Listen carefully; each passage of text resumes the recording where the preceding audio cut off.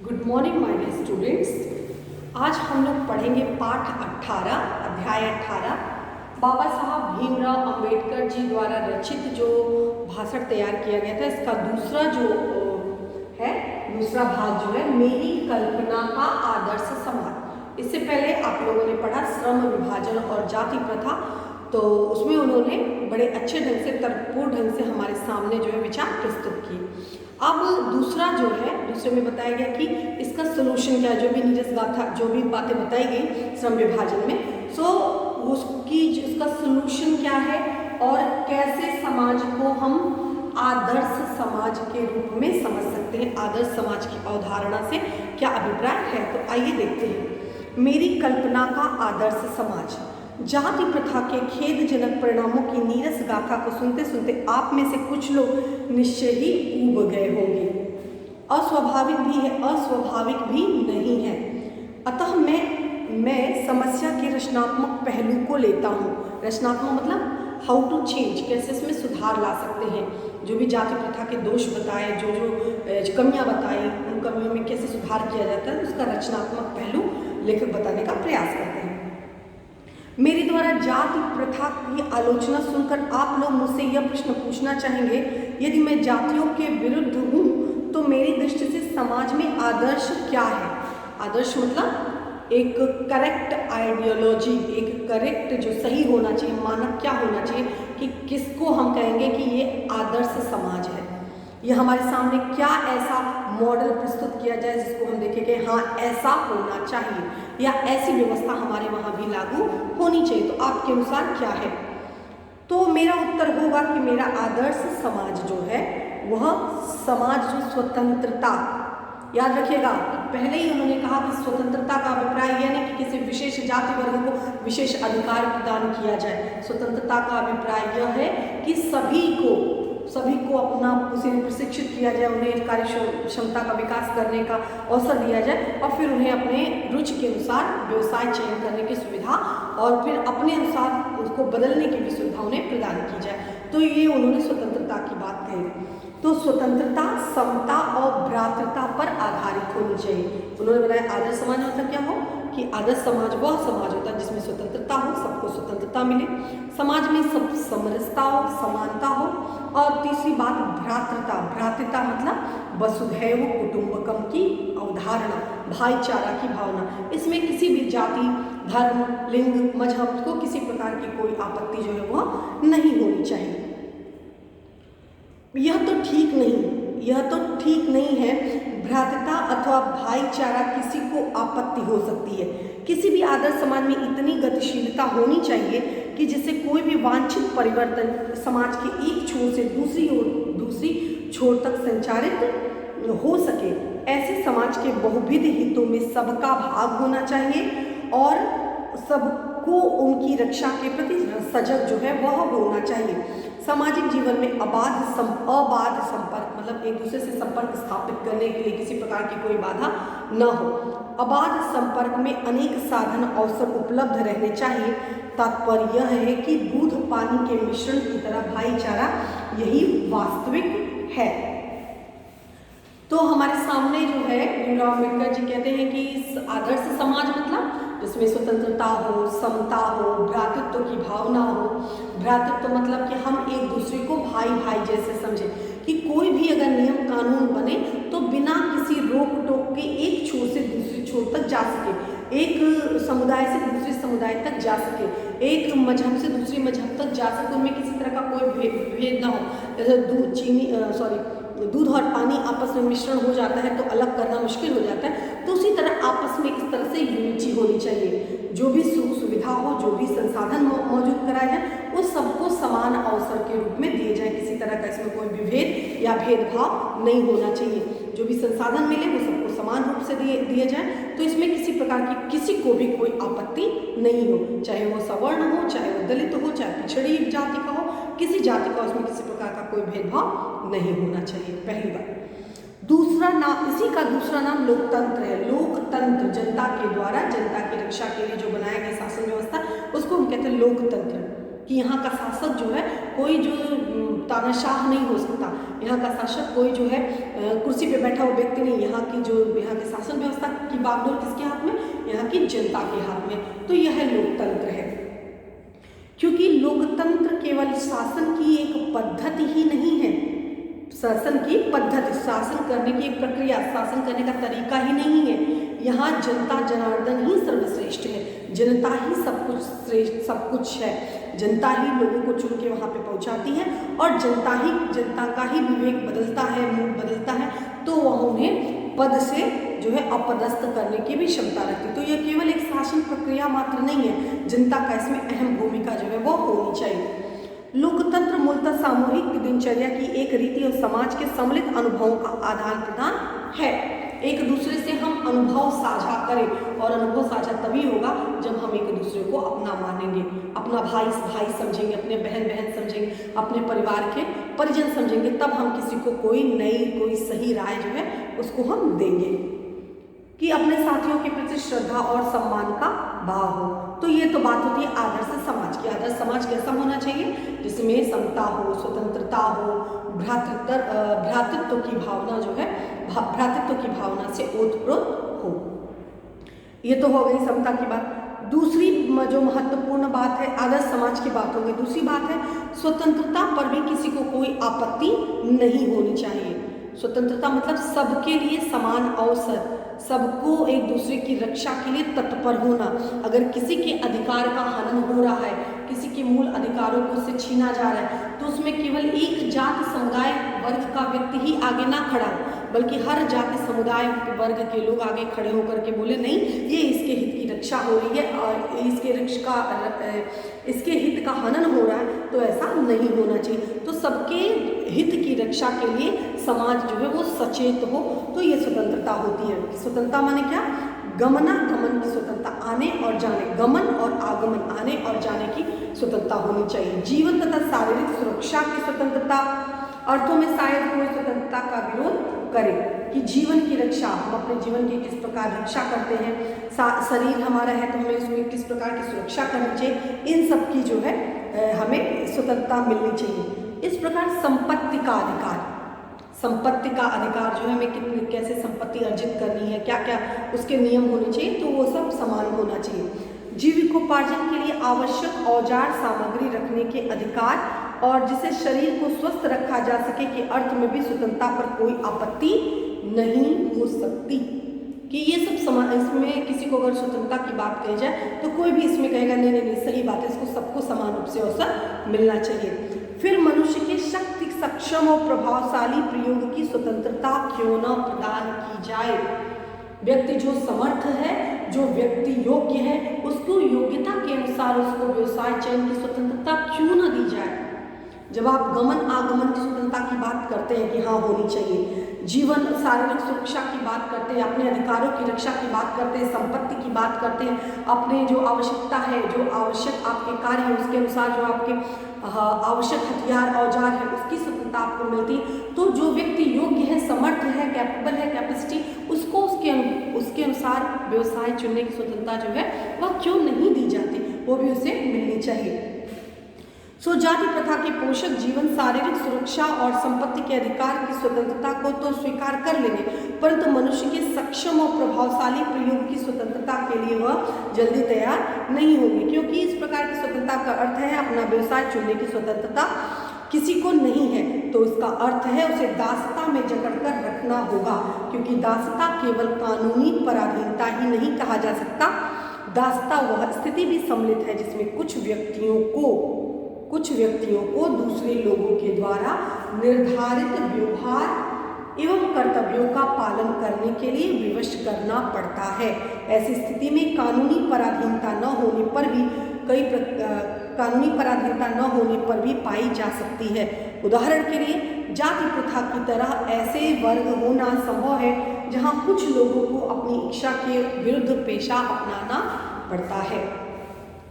तो यहाँ पर लेखक बताते हैं कि देखिए भीमराव अम्बेडकर जी ने कहा कि देखिए लोग जो जाति प्रथा के पोषक हैं, जो उपरोक्त हमने वर्णन किया, गमनागमन की स्वतंत्रता, स्वाधीनता, आप संपत्ति की स्वाधीनता, अपने हित की रक्षा की स्वतंत्रता, यहाँ तक तो लोग स्वीकार करेंगे, लेकिन जब बात आएगी व्यक्ति को अपने अनुसार पेशा चयन करने की, अपनी योग्यता क्षमता के अनुसार व्यवसाय चुनने की, तब ये लोग स्वीकार नहीं करेंगे।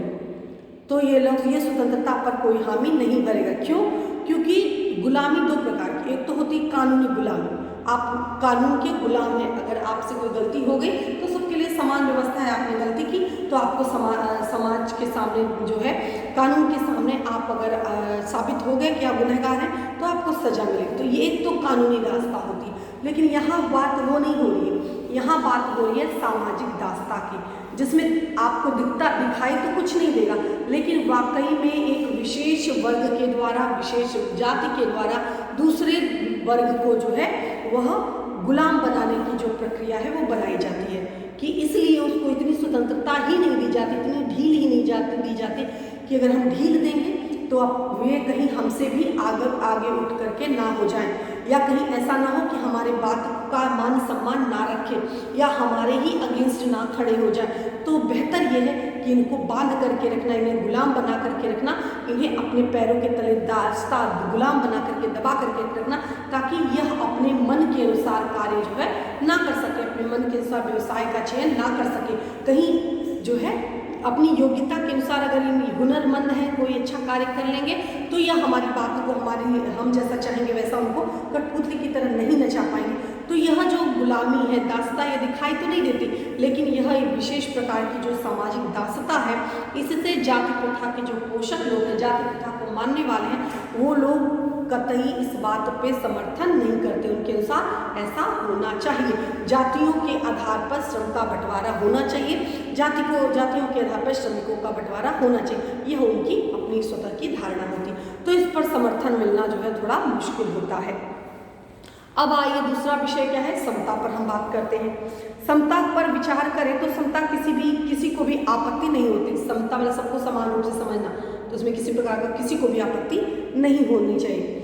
फ्रांसीसी क्रांति के नारे में समता शब्द पर ही भी जो है विवाद का विषय बन गया कि समता, हमारी पांचों उंगलियां समान नहीं है तो हम उनके साथ समान व्यवहार कैसे कर सकते हैं। तो फ्रांसीसी जब क्रांति चली तो उसमें समता वर्ड पर ही एक जो है अच्छा खासा जो है डिबेट हो गया, एक अच्छा वाद विवाद हो गया कि समता कैसे, हम सबको के समान कैसे कर सकते हैं, सबके लिए समान व्यवस्था हम कैसे कर सकते हैं। जब हमारे वहाँ अलग अलग लोग हैं, अलग अलग प्रकार, अलग अलग क्षमता है, तो हम सबके साथ समान व्यवस्था कैसे कर सकते हैं। तो समता के आलोचकों का यह कह सकते हैं कि सभी मनुष्य बराबर नहीं होते, पर उनका यह तर्क वजन बात भी सही है, उनका तर्क वजन भी रखता है, लेकिन तथ्य होते हुए भी विशेष तक महत्व नहीं रखता, क्योंकि शाब्दिक अर्थ समता असंभव होते हुए भी नियामक मतलब उसका नियम अनुसार पालन करना, व्यवहार में इम्प्लीमेंट करना, नियमों अनुसार उसका हम पालन करें, तो नियामक सिद्धांत है। मनुष्य की क्षमता 3 बातों पर निर्भर करती है। अगर ये बात सही है कि समता सब लोग समान तो नहीं है, लेकिन अगर हम व्यवहार में इसको अपनाना चाहें तो हम समानता कर सकते हैं। तो उसमें बताया कि मनुष्य की जो क्षमता होती है, उसकी योग्यता, कार्य कुशलता 3 बातों पर निर्भर करती है। एक तो पहली बात में शारीरिक वंश परंपरा, दूसरा सामाजिक उत्तराधिकार अर्थात सामाजिक परंपरा के रूप में माता पिता के कल्याण, कामना, शिक्षा, वैज्ञानिक ज्ञानार्जन आदि सभी उपलब्धियों के कारण सभ्य समाज जंगली लोग की अपेक्षा विशिष्टता प्राप्त करता है। और अंत में मनुष्य के अपने प्रयत्न, जैसे पहलवान का बेटा है तो वो अपने आप स्वाभाविक रूप से जो है वो क्या है, संपन्न होगा, तो उसमें हम किसी तरह का कोई भेद नहीं कर सकते। और जो है मान लो कोई पढ़ा लिखा का बच्चा है तो जाहिर सी बात है वो उसको अच्छा माहौल मिलेगा तो वो पढ़ा लिखा होगा, और इसके दूसरे तरफ जो अशिक्षित होगा वो बच्चे को उस तरह की माहौल नहीं देगा तो उसका बच्चा उतना हिसाब से नहीं हो पाया। तो भाई सब समान नहीं है तो समान, अब सबको हम सबको हम IAS की नौकरी दे रहे, भाई सब समान है, सबको IAS मिल जाए, सबको डॉक्टर की नौकरी, सबको डॉक्टर बना दो, सब समान, ऐसा नहीं हो सकता। तो ये जो 2 आधार है, ये 2 आधार पे हमारा अधिकार नहीं हो सकता। ये जो है पहले से ही भगवान ने डिसाइड करके रखा कि वंश परंपरा और उसके बाद जो है शिक्षा का जो स्तर है, पारिवारिक शिक्षा का स्तर, तो ये दोनों विशेषताएं हमारे हाथ में नहीं है। लेकिन जो तीसरी बात करते हैं, तीसरा है मनुष्य के अपने प्रयत्न। 3 दृष्टियों में निसंदेह मनुष्य समान नहीं होते। 3 दृष्टियां बताएं कि तीनों दृष्टि, शारीरिक वंश परंपरा, एक होता है सामाजिक उत्तराधिकार व्यवस्था, और तीसरी बात है मनुष्य का अपना प्रयत्न। इन तीनों आधार पर व्यक्ति जो होता है वो समान नहीं होता। असमानता समाज में आपको देखने को मिलेगी, कई प्रकार की असमानता जो है देखने को मिलती है। एक अच्छा सिंगर है, उसका बच्चा भी बहुत अच्छा सिंगर बन जाता है, ठीक। समाज में अच्छे माहौल मिला है तो उसका बच्चा भी अच्छे माहौल में अच्छा योग्य बनता है। तो इस तरह की समानताएं, असमानताएं आपको समाज में देखने मिलेगी।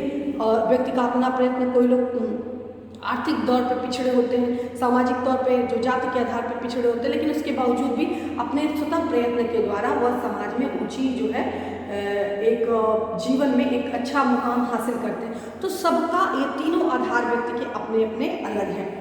तो क्या इन विशेषताओं के कारण समाज में उनके असमान व्यवहार करना चाहिए? समता विरोध करने वालों के पास इसका कोई जवाब नहीं होता है। व्यक्ति विशेष के दृष्टिकोण से असमान प्रयत्न के कारण असमान व्यवहार अनुचित नहीं कहा जा सकता। जो व्यक्ति असमान कार्य करता है, मतलब आप योग्य नहीं हैं, तो आपके साथ उस तरह का व्यवहार नहीं किया जाए। तो उस तरह से आपके साथ विभेद करना स्वाभाविक है। अगर आप योग्य हो, समर्थ हो, सक्षम हो, तो आपको वो अधिकार मिलना चाहिए। अगर आप अयोग्य हो, अकुशल हो, वो अकुशल नेतृत्व नहीं, तो आपके साथ जो है उस तरह का व्यवहार नहीं होना चाहिए। साथ ही प्रत्येक व्यक्ति को अपनी क्षमता का विकास करने का पूरा प्रोत्साहन देना सर्वथा उचित है। लेकिन ये बात याद रखिए, सबको समान रूप से अवसर जो है वह मिलना चाहिए। परंतु यदि मनुष्य प्रथम दो बातों में असमान है तो क्या इस आधार पर उसके साथ भिन्न व्यवहार उचित है? जो पहला दो बताया, वंश परंपरा, और दूसरा जो है माता पिता का जो सामाजिक स्तर है, ये जो हमारे हाथ में नहीं है, जाति प्रथा वाला जिसको पोषक मानते हैं, तो ये दोनों बात जो हमारे हाथ में नहीं है, इसके आधार पर व्यक्ति के साथ अगर दोहरा व्यवहार किया जा रहा है तो ये क्या सही है? तीसरा वाली बात तो समझ में आती है कि भाई जो व्यक्ति जैसा परिश्रमी है उसके साथ अच्छा व्यवहार, उस तरह का व्यवहार होना चाहिए, उसको वो पदवी मिलनी चाहिए। जो व्यक्ति परिश्रमी नहीं है, अकर्मण्य है, उसके साथ उस तरह का उसको व्यवहार होना चाहिए, उसको उस तरह का रोजगार मिलना चाहिए। लेकिन जब व्यक्ति इन दो ऊपर के दो आधार प्रस्तुत किए, दो आधार में अलग अलग, तो क्या उसके साथ भी उसी तरह का समान व्यवहार करना उचित है? ऐसा नहीं होना चाहिए। उत्तम व्यवहार के हक में प्रतियोगिता में वे लोग निश्चय ही बाजी मार लेंगे जिन्हें उत्तम कुल, उत्तम शिक्षा, पारिवारिक ख्याति, पैतृक संपदा, व्यवसायिक प्रतिष्ठा का लाभ प्राप्त होगा। इस प्रकार पूर्ण सुविधा संपन्न को उत्तम व्यवहार का हकदार माना जाना वास्तव में निष्पक्ष निर्णय नहीं कहा जा सकता, क्योंकि यह सुविधा संपन्नों के पक्ष में निर्णय देना होगा। अतः न्याय का तकाजा यह है कि जहाँ तक हम तीसरे, यानी जो स्वतः प्रयत्न की बात करते हैं, तीसरे प्रयासों और असमानताओं जो मनुष्य के अपने वश की बात है, आधार पर मनुष्यों के साथ असमान व्यवहार को उचित ठहराते हैं, वहाँ प्रथम दो आधार पर जो मनुष्य के अपने वश की बात नहीं है, उनके साथ असमान व्यवहार नितांत अनुचित है। पर हमें ऐसे व्यक्तियों के साथ यथासंभव समान व्यवहार करना चाहिए। दूसरे शब्दों में, समाज की यदि अपने सदस्यों से अधिकतम उपयोगिता प्राप्त करनी है तो यह तो संभव है कि जब समाज में सदस्यों का आरंभ से ही समान अवसर, समान व्यवहार उपलब्ध कराए जाएं। अम्बेडकर जी ने कहा कि जो दो आधार, पहले दो वंशावली और दूसरे सामाजिक स्तर, ये दोनों हमारे हाथ में नहीं है, तो उनके साथ किसी प्रकार का कोई भेदभाव नहीं मिलना चाहिए। अगर पहले से इनके साथ भेदभाव किया जाएगा तो जो व्यक्ति योग्य है, जिसका पारिवारिक पैतृक व्यवस्था अच्छी है, समृद्ध है, तो उसका बच्चा भी आगे बढ़ेगा। और जो व्यक्ति पहले से ही जो है सामाजिक स्तर अच्छा नहीं है, तो जाहिर सी बात है वो उस रेस में, अब घोड़े के साथ गधे को दौड़ाओगे तो वो नहीं दौड़ पाएगा। एग्जाम्पल घोड़ा गधा नहीं है, एग्जाम्पल मतलब जो पहले से ही संपन्न है, उसको उस तरह की खुराक मिली है, उस तरह की उसके साथ व्यवस्था हुई है, और एक दूसरा बेचारा कमज़ोर है, आर्थिक रूप से जो है कमज़ोर है, जातिगत आधार पर उसके साथ शोषण होता है, मानसिक शोषण होता है, तो वो उसके साथ रेस में कैसे भाग ले सकते हैं? इसका एक तरीका है कि सबको समान अवसर दिया जाए, सबको समान संसाधन प्रोवाइड किया जाए, ताकि वह भी उस रेस में भाग ले सके। और जो तीसरी बात, व्यक्ति के स्वतः अपने हाथ में है, उस पर उसको स्वतंत्रता मिलनी चाहिए कि व्यक्ति अपनी योग्यता के अनुसार कार्य करने के लिए वह स्वतंत्र हो, जो जैसा प्रयत्न करे उसके आधार पर उसके साथ भेदभाव या असमानता का व्यवहार हो। अन्यथा जो ऊपर के दो आधार प्रस्तुत किए गए, उन दोनों आधार पर किसी प्रकार का व्यक्ति के साथ भेदभाव नहीं होना चाहिए।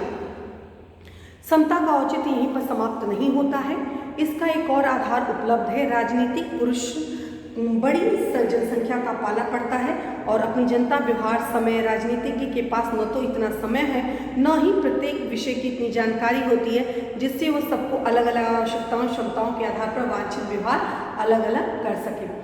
वैसे ही वह आवश्यकताओं क्षमताओं के आधार पर भिन्न व्यवहार कितना भी आवश्यक हो और औचित्यपूर्ण क्यों न हो, मानवता की दृष्टि से समाज में दो वर्गों और दो श्रेणियों में नहीं बांटा जा सकता। ऐसी स्थिति में राजनीतिज्ञ को अपने व्यवहार में एक व्यवहार्य यानी एक नियामक सिद्धांत का पालन करना चाहिए।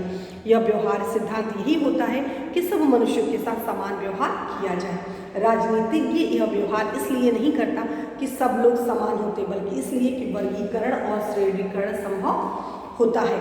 इस प्रकार समता यद्यपि काल्पनिक जगत की वस्तु है, फिर भी राजनीतिज्ञों को सभी परिस्थितियों को दृष्टि में रखते हुए उसके लिए यही मार्ग भी रहता है, क्योंकि व्यवहारिक भी है और उसके लिए व्यवहार ही एकमात्र कसौटी भी है। तो भीमराव अंबेडकर जी ने स्पष्ट शब्दों में कहा कि यद्यपि जो समता है वो एक काल्पनिक वस्तु है, क्योंकि सभी लोग समान नहीं हैं, सबकी अपनी शारीरिक क्षमता है, सबकी अपनी योग्यता है, सब व्यक्ति अलग। 3 आधार बताया कि समाज में असमानता के, ये तीनों आधार भिन्न भिन्न हैं। तो ऐसे समय में जो राजनीतिज्ञ जो राजनीति के मतलब अच्छे अच्छे पोस्ट पे हैं, जो राजनेता है, जो नेता है, तो वो सबके व्यक्ति के व्यक्तिगत गुणों से परिचित नहीं होते और सबके बारे में उन्हें ज्ञान नहीं होता, सबके बारे में वो नहीं जान सकते, सबके वंश परंपरा के बारे में, सबके जो वंशावली है उसके बारे में, सामाजिक स्टेटस के बारे में नहीं जान सकते। तो उनके पास एक मार्ग ये बचता है कि वह सबके साथ जो है जो व्यवहारिक सिद्धांत है, व्यवहार का जो सिद्धांत है वो समान बनाए। अगर किसी कानून का निर्माण हो तो इस बात को ध्यान में रख करके किया जाए कि किसी तरह किसी के साथ किसी के हित का जो है वो अहित ना हो, किसी के साथ कोई भेदभाव नहीं होना चाहिए। ये बात सही है कि समता जो होती है वो काल्पनिक वस्तु है, सब समान नहीं है, हमारे हाथों की 5 उंगलियां बराबर नहीं है, एक माता पिता के दोनों बच्चे 4 बच्चे बराबर नहीं होते, सबका व्यवहार अलग होता है, सबका नेचर अलग होता है, सबके अंदर कार्यकुशलता अलग अलग होती है, दक्षता अलग होती है। लेकिन उसके साथ माता पिता का दायित्व ये नहीं होता कि अपने बच्चों के साथ भेदभाव करें, उसका दायित्व ये होता है कि सबको समान अवसर मिले ताकि वह अपने बच्चों को एक अच्छा एजुकेशन दे सके, अच्छी स्थिति दे सके। अब उसके बाद बच्चे का अपना स्वतः का विवेक है, स्वतः की क्षमता है कि वह अपने स्वतः के प्रयत्न के आधार पर कितना अच्छा मुकाम जीवन में हासिल करता है। लेकिन वह योग्य पहले से ही डिसाइड कर दे उन 2 आधार पर कि ये फलाना जाति का है, इसलिए इसको विशेष जो है रिजर्वेशन में या विशेष आरक्षण दो, विशेष उसको व्यवस्था की जाए, ये कहीं ना कहीं दोषपूर्ण है। तो जो राजनीतिक पोस्ट पर बने हुए हैं, जो राजनेता हैं, उनका कार्य है कि सबके साथ समान व्यवहार जो है वो किया जाए। तो यह इस प्रकार इस जो लेख था, भाषण था, इसका संक्षिप्त सारांश था। आप इसको पढ़िए और इस पर आधारित जो भी महत्वपूर्ण प्रश्न बनते हैं इसको आप तैयार करिए। अगर कोई डाउट होता है तो आप लाइव क्लास में पूछ सकते हैं। धन्यवाद।